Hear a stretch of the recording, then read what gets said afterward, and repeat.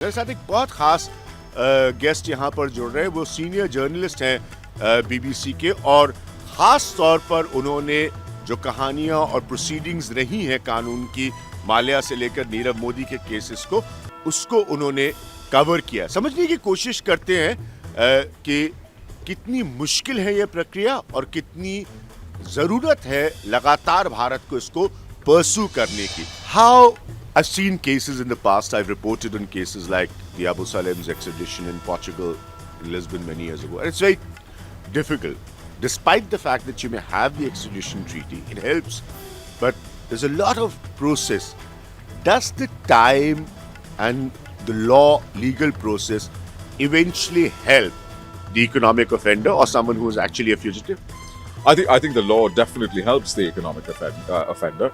The fact that Britain is part of the European Convention on Human Rights, it is answerable. The justice system here is essentially answerable to the European Court of Justice.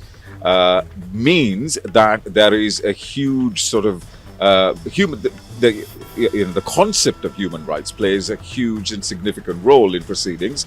And as a result, they do tend to drag on, extradition proceedings do tend to drag on for years and years. A great example is just from yesterday, Julian Assange, the Home Secretary, Priti Patel, signed off on his extradition yesterday, and yet he still has a legal process that will extend to a minimum of another 3 to 5 years. And it will eventually go all the way to the European Court of Justice, and his extradition will be decided, as will, presumably, in the case of Nirav Modi and Vijay Malya, the cases will be decided eventually by the European Court of Justice.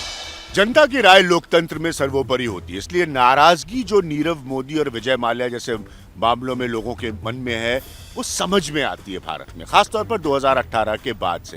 लेकिन साथ में ये भी सच है कि जिस देश में वो आ गए हैं, वहाँ पर उस अपराध को साबित करना होता है वहाँ की अदालती कार्रवाई में, जिसमें वक्त लगता है। उस वक्त का फायदा एक तरह से आप कह सकते हैं कि उनको मिलता है। इसीलिए हर स्तर पर एक्स्ट्रेडिशन ट्रीटी होने के साथ साथ इस तरह के मामलों में हर स्तर पर दोनों देशों के बीच होने वाला सहयोग, राजनयिक हो, कानूनी हो, वो बहुत ज्यादा क्रूशल हो जाता है। I don't know if that's the right word, but some kind of a protectionism because of the laws here. Absolutely. Not back in India. Absolutely. And, fairness or unfairness is ultimately society needs to judge that. But the justice system here can only assess a case and can only judge a case based on the prevailing laws of this country. And I know a lot of legal commentators, including judges, for instance, and politicians, have often said that the whole concept of human rights often stymies the delivery of justice in many instances. Having said that, the concept of human rights is there for the wider protection of society. In some instances, it may not fairly serve society, but ultimately it is for the greater good of society. हम इस वक्त London के parliament square पर मौजूद हैं और यहाँ उन लोगों की प्रतिमाएं लगी हैं जिन्होंने अपने लोगों के लिए अलग अलग स्तर पर हक और इंसाफ की लड़ाई लड़ी है। तो स्वाभाविक है यहाँ पर गांधी जी की प्रतिमा भी मौजूद है। और अब अजीब इत्तेफाक देखिए कि ये वही देश है जिस देश में हम मौजूद हैं, जिससे आज़ादी दिलवाई गांधी जी ने, और यहाँ पर फ्यूजिटिव्स आकर बस जाते हैं। बहुत बड़ा यहाँ पर अब मसला बताया जाता है मनी लॉन्ड्रिंग का, और दशकों से बात कही और लिखी जा रही है। असलियत में विजय माल्या और नीरव मोदी जैसे मसलों को लेकर लोगों की नाराजगी मैंने बताया, वो समझ में आती है। दूसरा एक और बहुत बड़ा पहलू है कि अगर आप एक्स्ट्रेडिशन जो है लोगों के प्रत्यार्पण के दर को देखें तो वो ज़्यादा नहीं हो पाया है। तो इसीलिए एक तरह से इस इंसाफ की लड़ाई में, जो ख़ास तौर पर फ्यूजिटिव्स की हम बात कर रहे हैं और भारत से ताल्लुक़ रखने वाले केसेस की हम बात कर रहे हैं, उम्मीद लंदन में रहकर अपना पैसा लाकर कानूनी लड़ाई और सरवाइव करने की कहीं ज़्यादा बढ़ जाती है। It's not as we may believe only the Vijay Malya story or the Nirav Modi story. there's many more that has not been part of public opinion yet in India. No, it has not. And you know, we talk about Vijay Malya and Nirav Modi and Julian Assange because these are cases that are Known covered wide exactly, and because of the media. very widely covered. I covered both the Nirav Modi trial and the Vijay Malya trial, and the time devoted, for instance, to prison conditions, for instance, ventilation in the prison in Mumbai, natural light in the prison in Mumbai, the amount of time and effort and resources devoted to issues like that is quite extraordinary.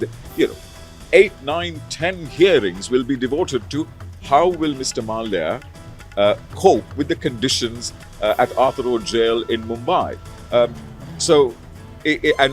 that the basis for that is the Human Rights Act. And That's a very important point you're making. I'd like to sum up.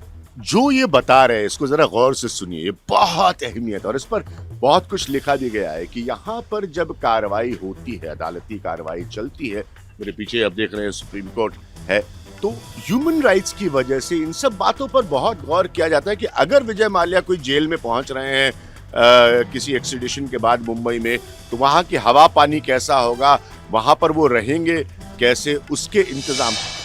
तो इसमें कोई दो राय नहीं है कि भारत को सफलताएं भी मिली हैं। तो ब्रिटेन के साथ एक्सट्रेडिशन ट्रीटी पुरानी है और यहाँ की प्रक्रियाओं को देखते हुए ऐसा नहीं है कि सफलता की उम्मीद छोड़ देनी चाहिए। कभी वक्त लगेगा, लेकिन ऐसा वक्त भी आ सकता है जब फ्यूजिटिव्स को जो अपराध या बैंकों का पैसा लेके वो भागे हैं, उन्होंने वहां किया है, उसके लिए पनिशमेंट भी मिले कानूनी प्रक्रिया पूरी होने के बाद। ये है मेरा आखिरी का पॉइंट जो कि बहुत अहमियत रखता है भविष्य की ओर देखते हुए। मैं अभिज्ञान प्रकाश इस खास सीरीज के लिए लंदन से।